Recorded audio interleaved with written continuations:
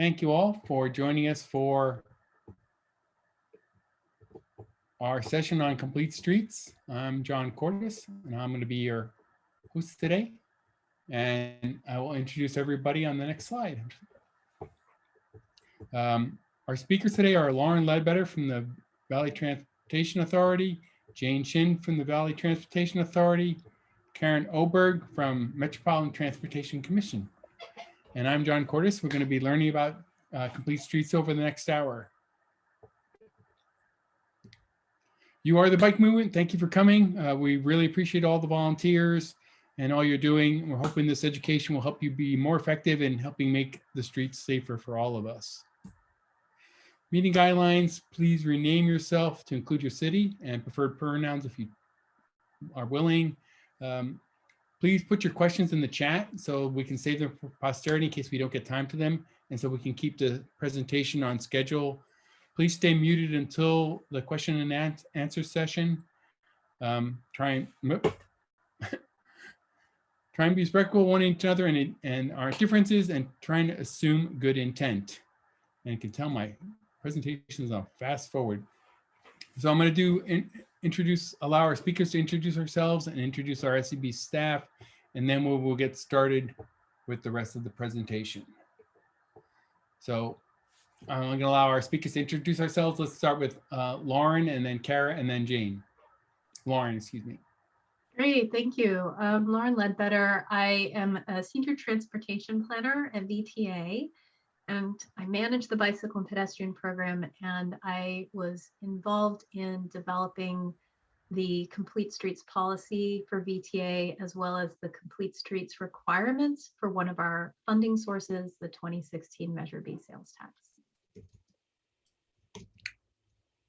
Hi everyone, I'm Kara Oberg. I'm an active transportation planner at MTC, a Metropolitan Transportation Commission.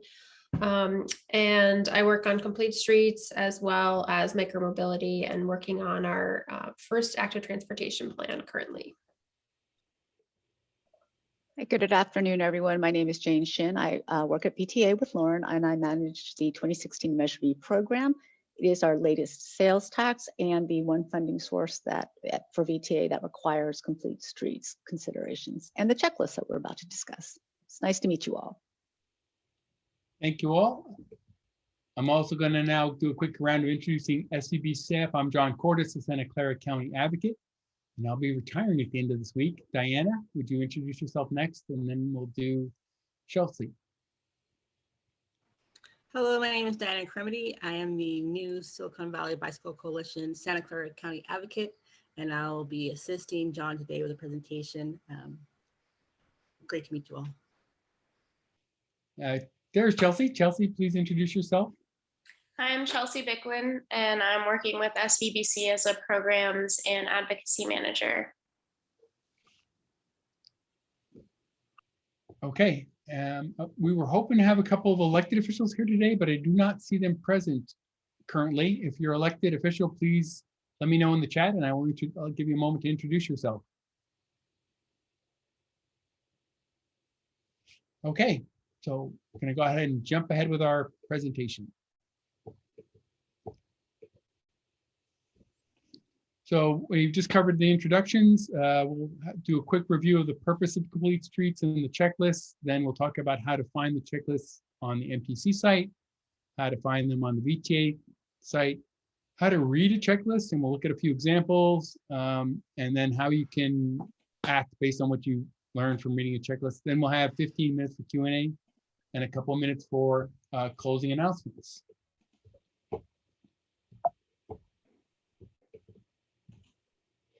Right, there's our lovely example of a protected bike lane and a floating bus boarding island. Do you want to take it away from here, Lauren?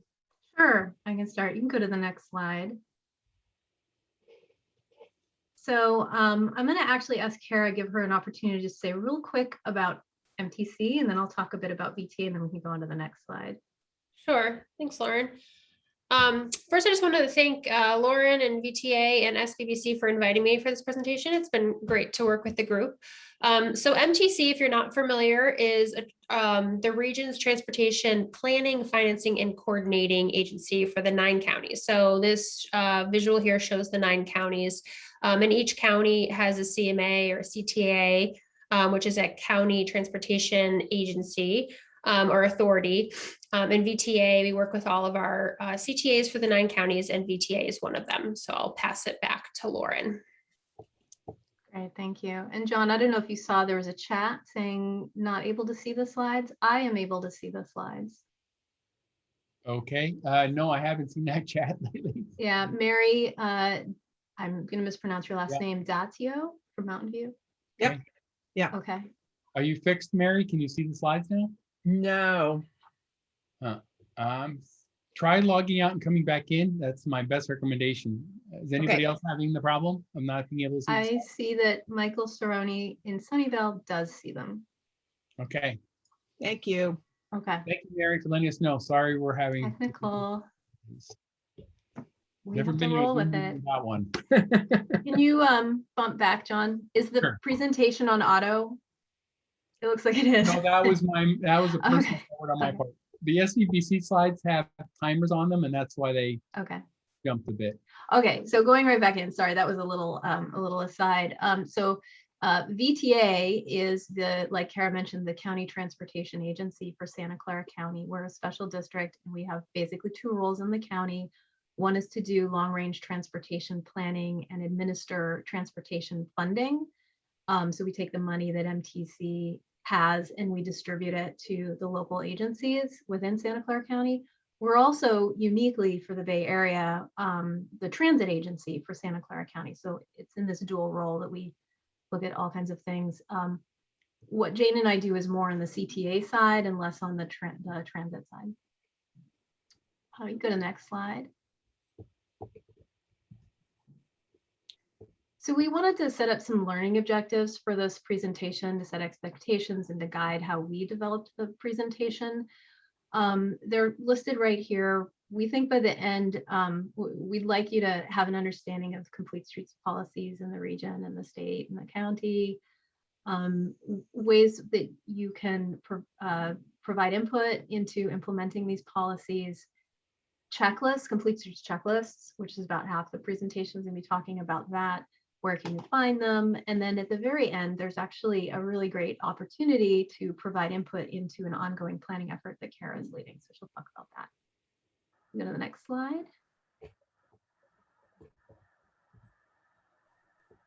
All right, so complete streets are essentially streets for everyone. They're for pedestrians and bicyclists and transit users, people with disabilities and drivers. And they should be planned, designed, funded, constructed, and operated and maintained, thinking about all these users. So you can go to the next slide. There's a lot of words. The PowerPoint will be made available afterwards. VTA has adopted a complete streets policy. We adopted it in 2017, and it provides a more detailed description of how we define complete streets. So that first bullet I already mentioned. The second bullet is you need to make sure the streets are context sensitive. What you build in one community may not be appropriate in another community, or in an industrial area, you build something different than in a residential area. The third bullet is, I want to call this one out because here we're expressly prioritizing the safety, comfort, and convenience of pedestrians, bicyclists, and transit riders as appropriate for the local context while still providing safe accommodations for motorists and other roadway users. The fourth bullet, when capital projects are built, they should improve conditions for pedestrians, bicyclists, and transit customers. And at a minimum, they must not degrade the conditions. And then finally, the designs should be developed with input from the community, and they should look to future conditions, what's planned, what your hopes and goals are for the future. Go to the next slide. All right, And so I'm going then to turn this over to Kara. Sorry. Oh, no worries. At the regional level, I wanted to touch on our policy. What our complete streets policy is resolution 3765. It's the routine accommodation for bicycle and pedestrian facilities. And this was approved by our commission in 2006. So when SVBC asked about this presentation and the checklist, Lauren and Jane and I really wanted to make sure we really focus in on the policy first to say, well, how did the checklist even come about and what does the checklist do? So I want to, again, a lot of text here as well, like Lauren mentioned, but I think it's helpful. So I'll just highlight a few things. The first bullet, just like VTA's policy, works off of MTC's, we are directly referring to on our opening line of this policy, Caltrans Complete Streets Policy. So it's state, it's county, it's region, and then going down to the local level as well. The policy intends to facilitate the accommodation of people who walk and bike during all phases of the project: planning, design, funding, and construction.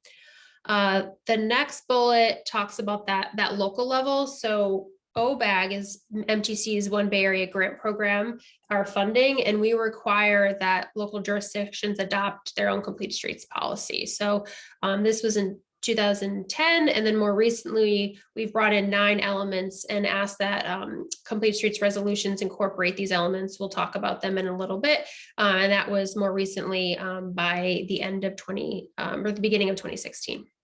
And then the last thing I'll highlight is this checklist. So this policy that I'm talking about here, it called out the need for the creation of a checklist, and the checklist needed to be created by the Active Transportation Working Group, the regional local streets and roads committees, and then also our CMAs, CTAs such as VTA and the other 8 CTAs of the region. Next slide. So in terms of funding, this is where a checklist is triggered, is when a jurisdiction is applying for funding. So I wanted to highlight the funding that MTC administers as well as VTA. So coming from the State Active Transportation Program, also known as ATP, I referenced our OBAG program. We also have TDA Article 3. We've had 3 regional measures. Our Safe Routes to Transit / Bay Trail funding specifically focuses on complete streets. And then more recently, we have used Surface Transportation Program or STP funding related to Quick Strike funding for COVID. There was a $50 million Quick Strike program to help jurisdictions implement bike ped projects in a quick manner. So paired with that and working off of that, VTA, as Lauren mentioned, they're doing the funding for MTC funds, so OBAG, but then also the county self-help measure of Measure B for local projects as well with Santa Clara County. Next slide.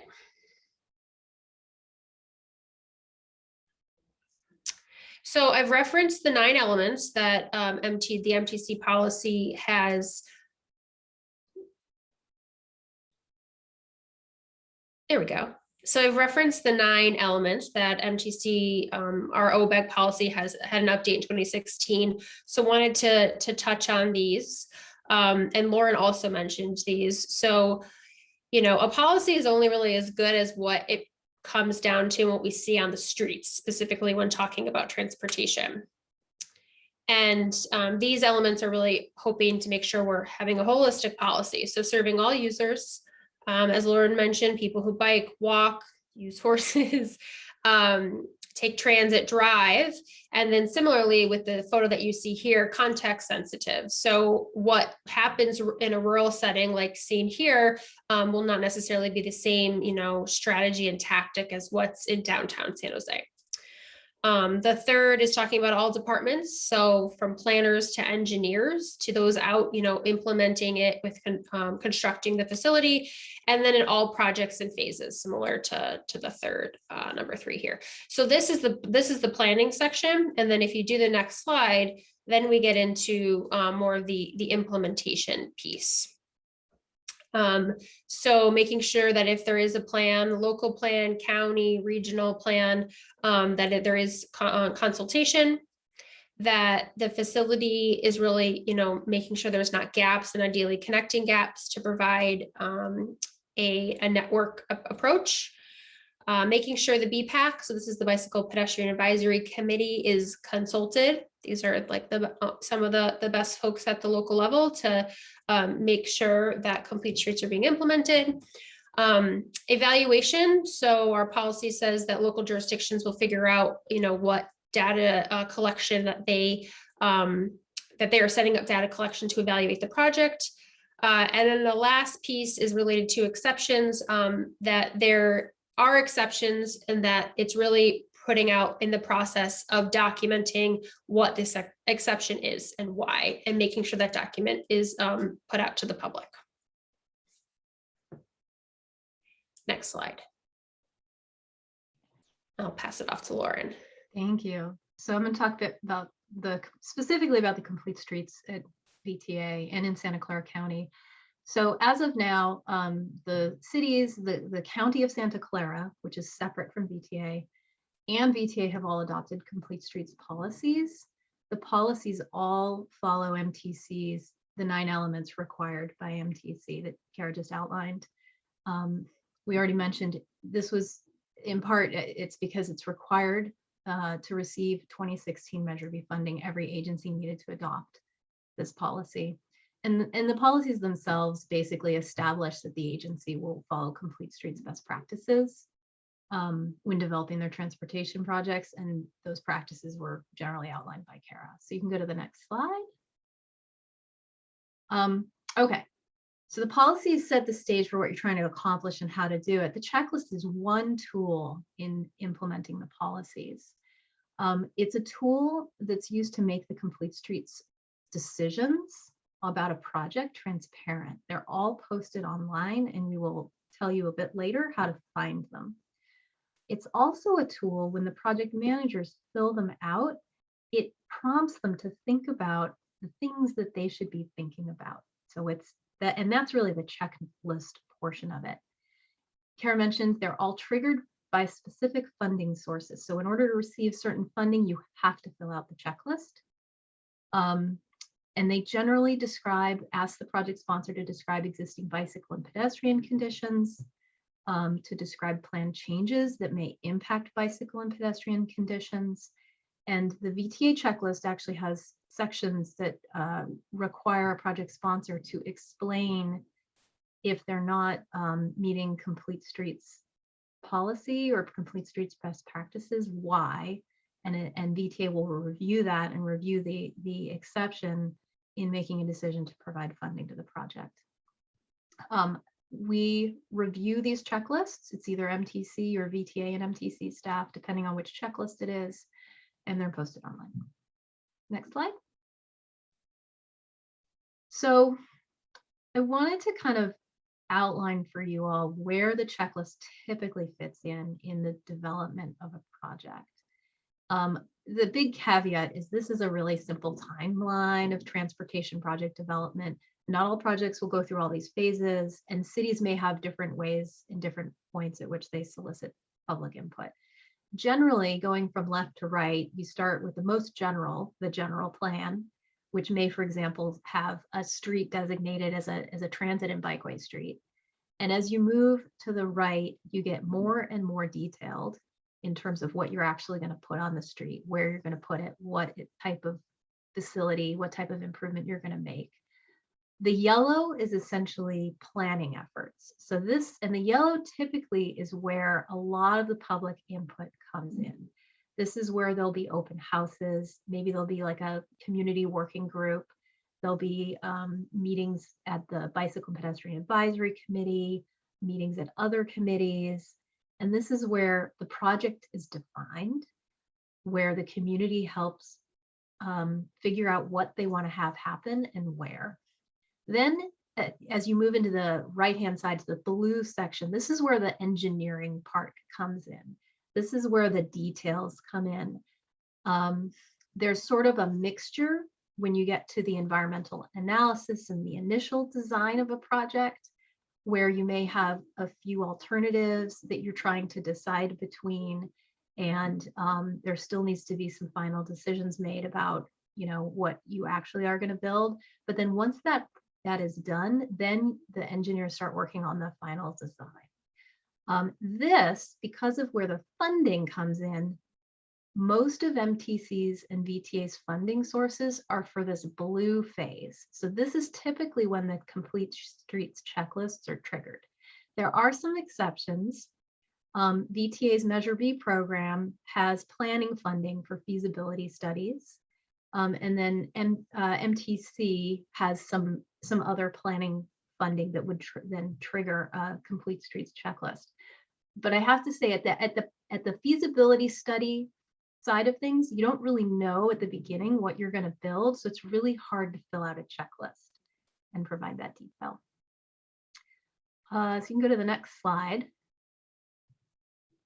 Kara? Thanks. So I wanted to provide more overview on our checklist. So this is a screenshot of an example project. Our checklist is 10 questions. The three main buckets are providing information on the existing conditions, then referencing plans, policies, and the processes, specifically the public outreach that has gone on to date, and then more details about the project. So all projects answer the first 4 questions, but depending on where you are in your phase, kind of going off of specifically what Lauren just mentioned with the timeline, if it's PS&E, which is project specification and estimates, P&E or preliminary engineering and construction, if you're at that phase in the project, you're answering all 10. You're answering the last 5 through 10 as well. Next slide, please. So I'm happy to go through if it's helpful and pull up my screen and kind of search through, but I tried to kind of mirror that with these slides. So if you go to mtc.ca.gov and just put in complete streets in the top search bar, it will bring you, the first thing that pops up is the second photo on the right that I show here. And this is our complete streets page. It references, you'll see at the very beginning, the resolution 3765 that I mentioned. And then if you go to the arrow of the red, the complete streets checklist, if you click on that, it's not a hyperlink, it's not a live thing here, but that will bring you to the next page. If you do the next slide, that brings you to our complete streets checklist, where the jurisdictions and the CTAs are logging in, filling out the form. They have their own login to do it, and then MTC and or the CTAs are approving. So I wanted to also just give you the URL. So completestreets.mtc.ca. It should be .gov. Sorry, I don't know why it's a slash. But you can also find this by just going to the MTC website and searching for it. It also has my contact information, email, phone, a lot of key guidelines and resources as well. So feel free, to search around there. Next slide. Okay, so the next up is Jane. Sure. And just a quick overview on the 2016 Measure B program. We actually have 9 program categories, all of which have to complete the Complete Streets checklist, if applicable. As shown in the slide here, the transit operations, there's no checklist required because it is transit operations. However, one of the subcategories of transit operations, which is improved bus amenities, which are bus shelters and whatnot, they do need to complete a checklist.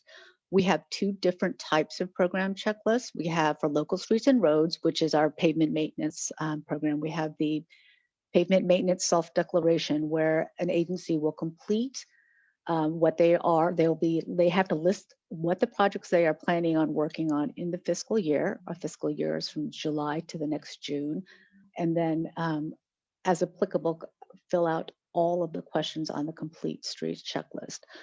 We have a second question there, which is for capital projects, which I'll get to in more detail. So next slide, please.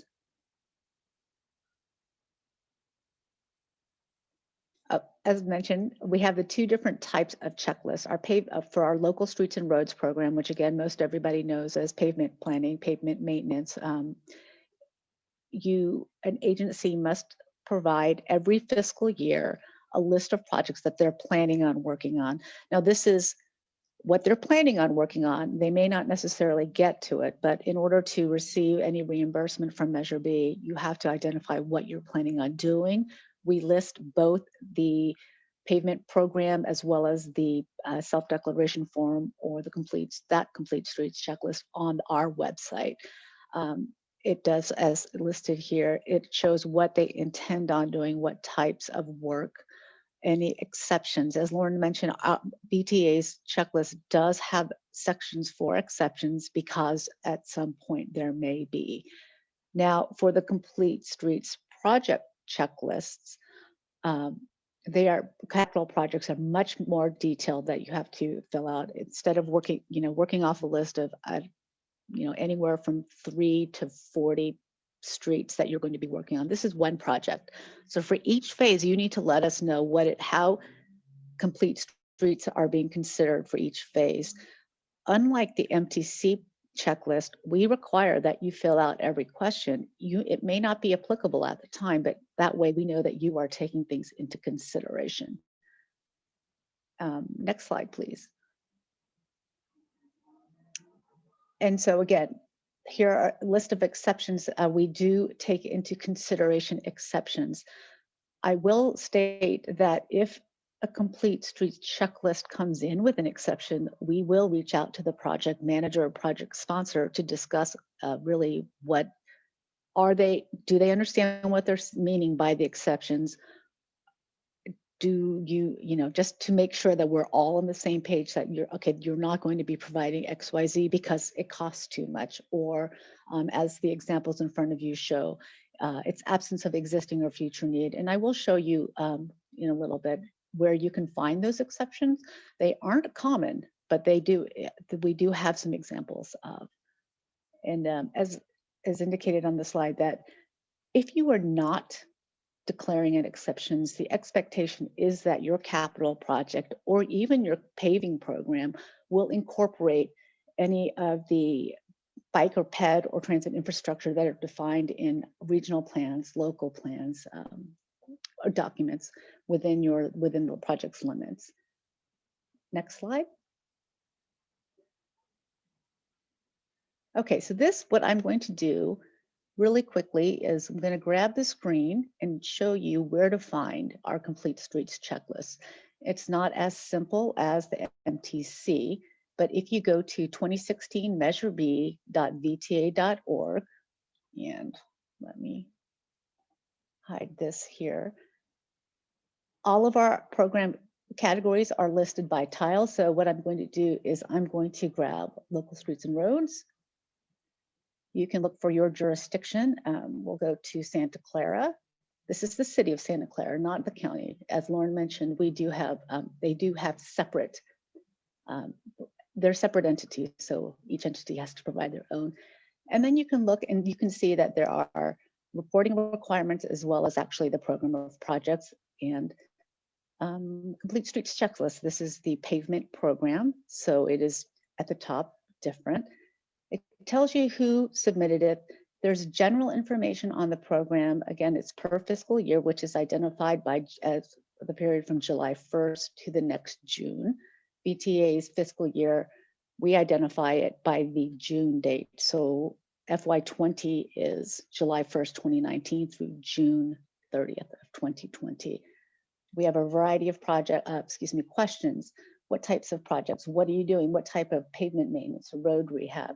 So it gives you an idea of what we are looking for, what things you have to take into consideration. Again, I know I'm going through this pretty quickly, but we just wanted to show you where you can find these. And also wanted to show you where we have our exceptions. So this is a pavement program. The city of Santa Clara for the fiscal 20, they did note an exception for the De La Cruz Boulevard. Their explanation is an absence of need and identified for future study. So in our 2016 Measure B bike ped planning grant that we are taking hopefully to the board soon, this project has actually been proposed to be funded for feasibility study for this project. So they identify that they're not going to be to have bicycle facilities installed at that time. because of a future study need, which again, they have applied for funding, etc. So, and again, there are plenty of examples. We do not have them identified as like Kara's, they are by project or by effort or by program category. We will be looking into potentially being able to list all of our complete streets checklists as MTC has theirs, where you could just go through all of them. This is something new for us, so we will take that into consideration. And then again, Can yes. you just show where, if someone wanted to provide a comment on the checklist, how they would find that information on that Sure. form? It's not So the person to, it's right. It should be I number. think it's, isn't it higher up? Right Yes. So question number 8, how may the public comment on your agency's pavement program? And then there is a number, typically a website or number, or how you can contact the project sponsor or the agency. Again, this question is in both the pavement program checklist as well as the capital project checklist. And if we have, I don't think I have time to show another example, but again, on this website, 2016 measureb.vta.org. It is one of our transparency tools that we want to be able to show the public where our taxpayer money is going and how that we are being responsible for it. So I encourage you to actually play around with it because I think it's quite useful. I actually use it a lot. So with that, I will stop sharing. And John, if you want to go back to the presentation. Yep. Great. Thank you very much, Jane. On to the next slide. Yes, please. There we go. Yeah. Before we start this, Kara, I just wanted to mention, so Jane showed one of the checklists, but we have a much more detailed checklist that's for the capital projects. And if in the Q&A we want to show people that, you can take a look at that. It asks similar questions, but it's much more specific. And it's also a very good way of getting information about a project because it includes a project description, it includes a map, it includes existing bike and ped counts, transit counts, crash data, all this other stuff. So it's good just to like learn about a project. All right, Kara. So I had one slide kind of zooming out because as I mentioned at the beginning in my intro, MTC is in the process of doing our active transportation plan. And the second task that you see here that's highlighted with the arrow is our policy and program analysis. And we're going to be doing an update to our complete streets policy that requires the checklist. So the question that we're asking is what's the efficacy of the policy and the checklist? We've received some feedback from our jurisdictions that it could be easier. So we want to take that feedback and include it here. So we don't know what it will look like yet. We haven't even started working on this task, but I just wanted to share that we will be starting that soon this summer, early fall. Next slide.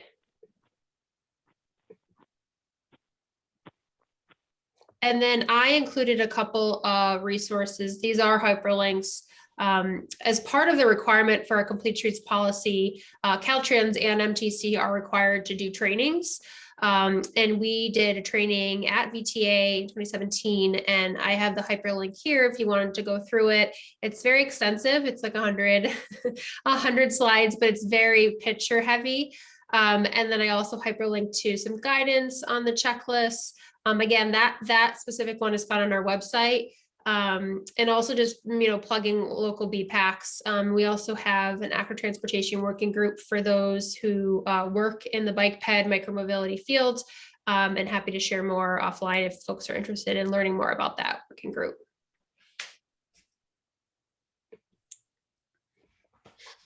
Thank you. So we've come to the question and answer portion. I want to thank all of our presenters. They did a great job of keeping us on schedule. It's 12:40, right where we were supposed to be. I've only had a couple questions posted to the chat so far, so we'll deal with those first. And then if you want to chat, please use the raise hand function. It's under the more, or if, if it doesn't work for you, then we'll just ask your questions. So one question that was asked is, what is the lowest width for a given road for complete streets policy to apply? Interesting question. So I don't know how small a street can be and still require, I assume it's up to you.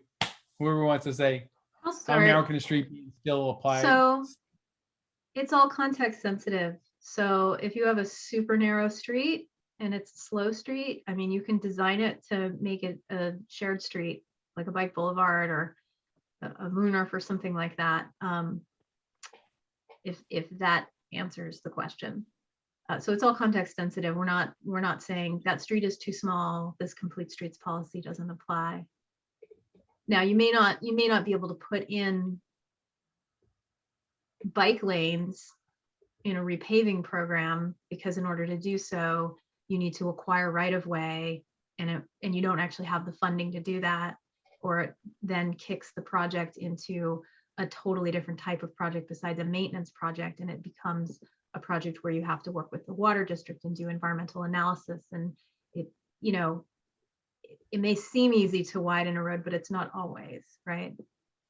So I don't know if others want to chime in. I think Yeah. that's also, Oh, sorry, go for it, Kara. Jane. Just for at least for Measure B, say for the pavement program, that could be an exception. The exception why we're not considering complete streets infrastructure on the street is because it's, I don't know, 8 feet wide. It's a one-way road, something like that. But that could be something that an agency could submit, and then we would look into that and go from there. But as for a minimum width, offhand, I do not know what I would imagine, the requirements are MUTCD or whatnot. Yeah, just to add, so going back to the principles, this 6th principle is street network and connectivity. And then the other one is related to plans. So it's not to say that every single street should have a bike, a cycle track or a bike lane. But what does the whole network look like for people biking and walking? Is there a parallel route? In making sure that we're thinking about connectivity and we're not having a huge gap in, the service for people biking and walking. Thank you. The next question was asked and answered in the chat. So hopefully it just, if a roadway is under jurisdiction of Caltrans rather than the local government, are they still subjected to complete streets checklists? And Kara answered this one. You want to tell them what you said, Kara?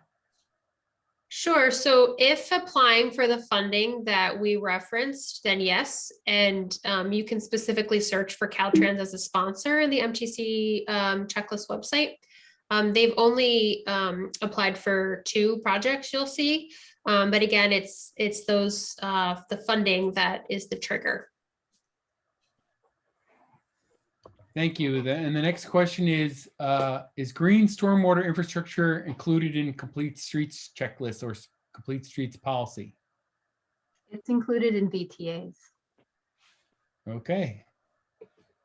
And Jane, Caltrans is not an eligible recipient of Measure B, right? That is correct. My example was going to be El Camino Real through various jurisdictions. Caltrain may own and operate, but I believe the maintenance of El Camino is up to the jurisdiction. So if a jurisdiction is applying for funding on, the city of Mountain View was awarded funding for an El Camino bike pad project. They had to submit a complete streets checklist, even though it's technically Caltrain's right. Caltrans is, they own it. But of course, in conjunction with Caltrans, they will do the work on that project. But yes, Caltrans would not be an eligible recipient for local funding. Great. The next question we ask is where bike lanes are to be placed, are they required to be protected? I don't think paint buffers are enough. So what we do as an agency is we look to see if the project is building what is in established plans within the right of way. So if established plans have identified class 4 physically protected bikeways and they're building them, that's great. If the plans recommend that and they're not building that, we'll have to check in and ask them why they're not doing that, and what their plans are to do that in the future. But we don't actually go into, in reviewing the checklist, we don't actually go into the details. But that said, like, for example, VTA, when we do a lot of big projects related to freeway interchange redesign, and we integrate the bicycle and pedestrian team into the highway design meetings and make recommendations for better bikeways, which generally has tended toward recently toward buffered bikeways. So that type of detail doesn't happen, that type of negotiation doesn't happen in a complete streets checklist, but there should be discussions about it when you're doing the planning effort. And then ideally, when the engineers get the project, they know they're supposed to build a class 4 bikeway. All right, the next question was asked by Arno. How do you determine whether an infrastructure design is actually going to work for pedestrians and bicyclists? What design manuals are used? So I don't know who wants to take that. I can take it. Maybe Jane, Kara wants to talk too. So we ask in both the pavement program and also in the complete streets checklist for capital projects. We ask project sponsors to indicate what design manuals they're using, and we list sort of the usual suspects that are, you know, the federal highway that are developed by Caltrans and the federal government. But we also include guidelines that aren't necessarily adopted by those agencies, like the NACDO Urban Bikeway Design Guide and Transit Street Design Guide, and some other resources. So we try to trigger the project managers to look at some of the other documentation. And then I think just in general, when we're looking at a specific project, the most thing that you want to look at is like the conflicts between bicyclists and pedestrians, making sure that whatever you build is ADA compatible, is ADA accessible, so American Disabilities Act accessible, and then making sure that you're providing enough space for both bicyclists and pedestrians and not shrinking the sidewalk so you can build a really huge bike lane, etc. Kara or Jane? I think you summed it up really well for MTC, because we are, 2+ steps removed. We're empowering the local jurisdictions through the BPAC process, through the policy, to say, you know your jurisdiction best. And similarly to what Lauren said, we also include the guidelines and design guidelines. I included the links to NACDO here, the bikeway and the transit that Lauren mentioned. Oh, I see John's question. So yeah, I would just highlight the links I put into the link.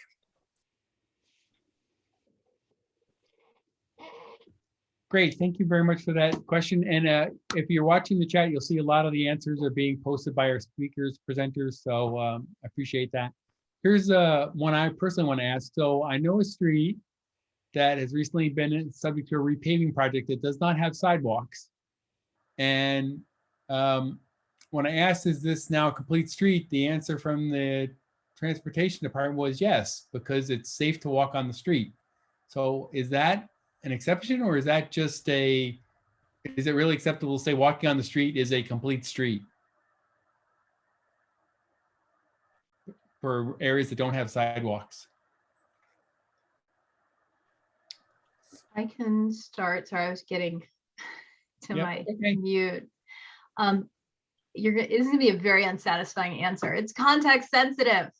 So you didn't tell me, like, is it a 20-mile-per-hour neighborhood roadway where there's a wide shoulder and there's not a lot of traffic? Maybe it is safe. I mean, is it on the way to a route to school? Well, maybe then it's not a complete street. On the way to yeah, the one that's just out. It really depends on the context. Okay. Now, and with the 2016 Measure B funding for pavement, you are permitted, you are not restricted from building that type of component. As long as you're doing it along the section that you're repaving or doing maintenance for, you can use that to build out sidewalks. There's, I believe some of the other pavement maintenance funds don't allow you to build other stuff. You're just allowed to repave.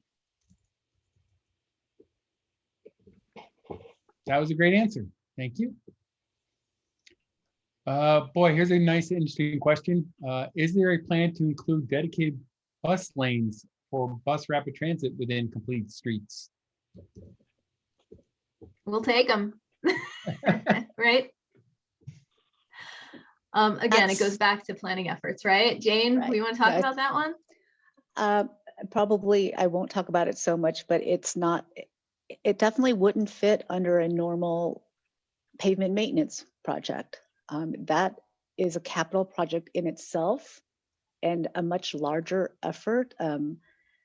Yeah, if an agency wants to do that, that's perfectly wonderful. And also take into consideration that signal systems also are eligible, intelligent transport.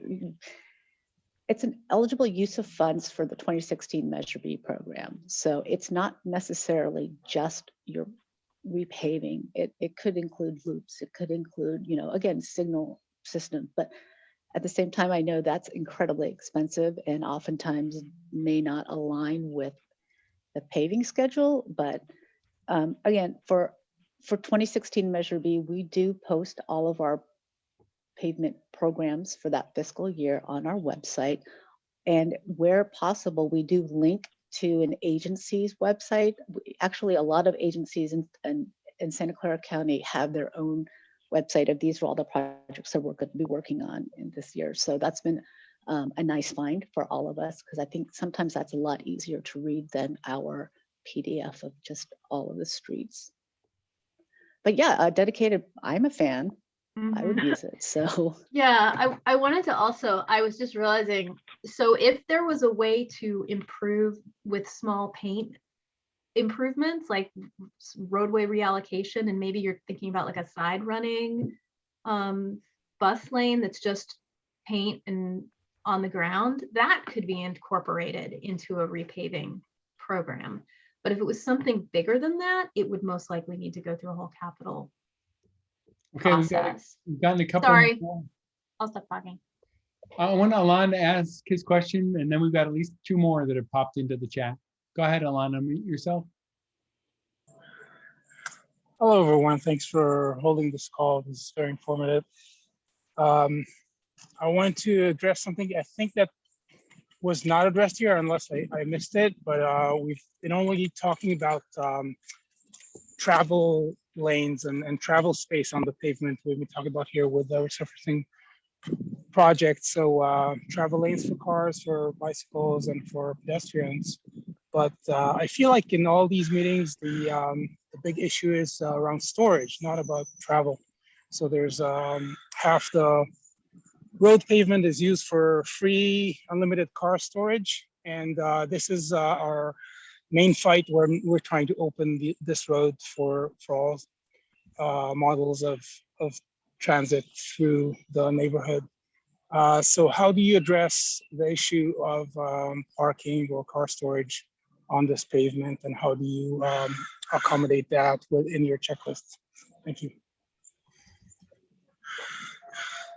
Thank you, Alon. Is then someone wants to try and take that? I don't believe we specifically asked about parking, but maybe that's something we should incorporate. I do believe the MTC checklist does ask, have you considered removing parking as part of one of the questions? Is that accurate, Kara? I'm just double checking. We have a lot of bike parking questions in the checklist, or like bike parking as one of the sub components of a question related to like the existing conditions and what's planned. But we do say, yeah, was a road diet or car parking removal considered?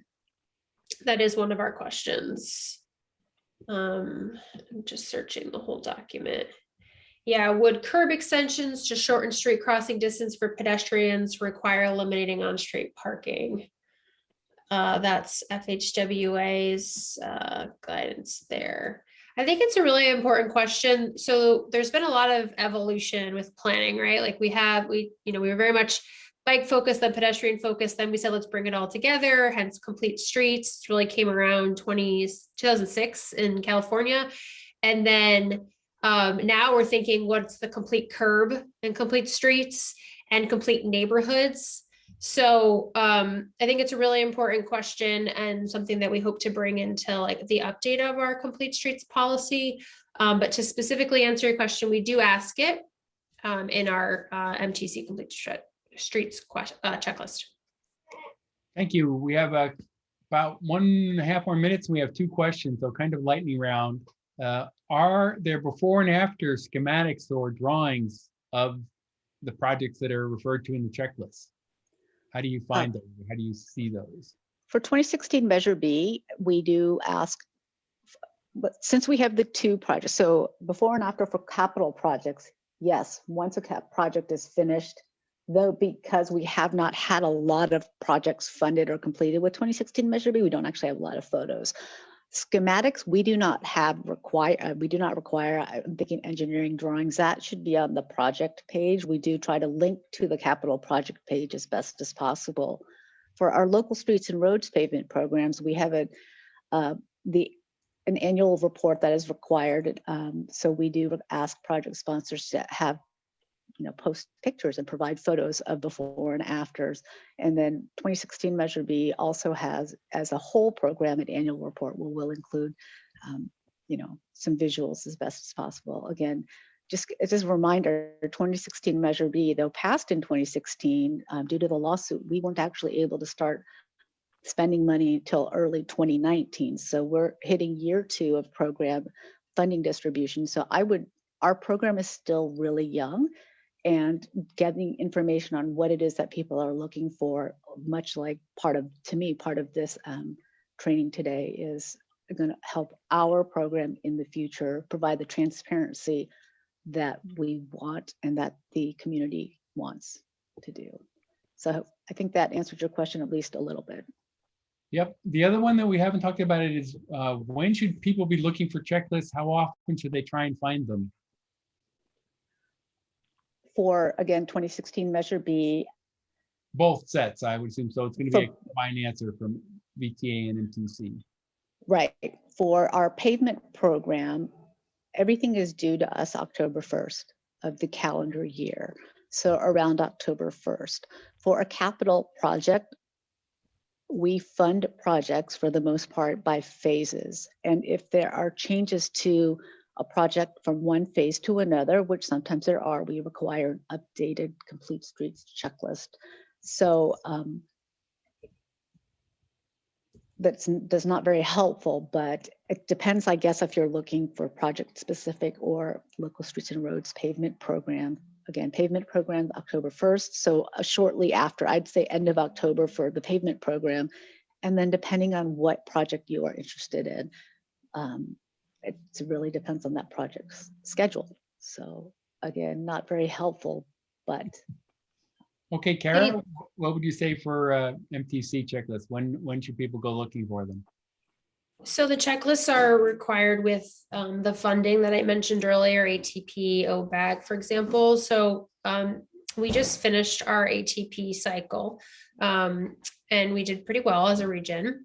But OBAG, we're actually in the process of updating now. So if anyone's interested in getting involved and providing feedback on the OBAG stands for One Bay Area Grant Program, we're in the process of updating the guidelines, and that process is now until August.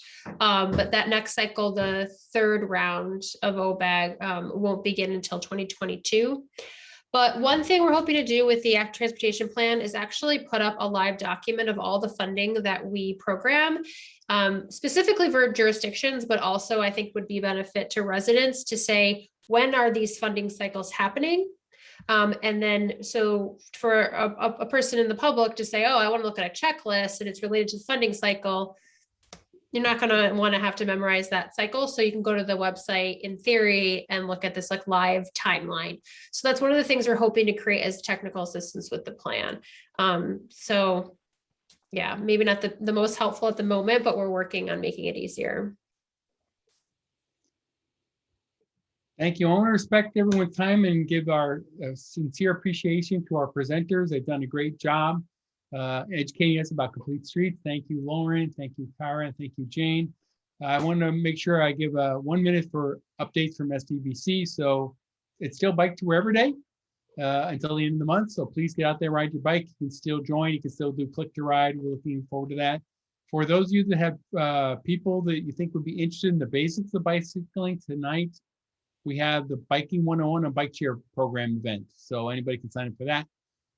On June 16th, the local teams are going to be talking at Bike to This Forum number 7 about bike plans. So if you're interested in, this is a once every 10-year event in cities when they kind of update their bike plans. So very critical to make sure that we get everything you want in your bike plan when it comes up once every 10 years. And finally, on August 12th and 13th, we will be having the Bike Summit. It will be in the mornings, so just from 8 to 12, 2 days in a row. And I appreciate it if you would plan to join us for that. It'll be online again this year, right? With that, I want to thank all of our speakers again and say namaste and have a good day. Thank you, everybody. Thank you. Goodbye. Thank you.